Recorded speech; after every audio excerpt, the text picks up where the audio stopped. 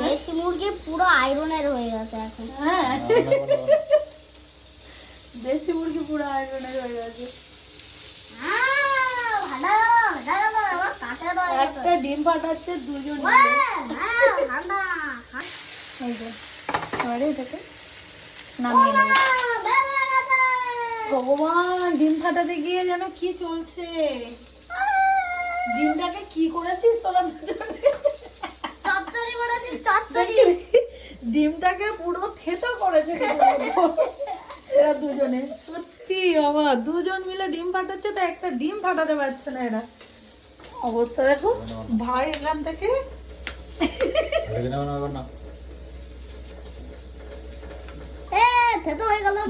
মনে হচ্ছে পলাশির যুদ্ধ চলছে। এবারে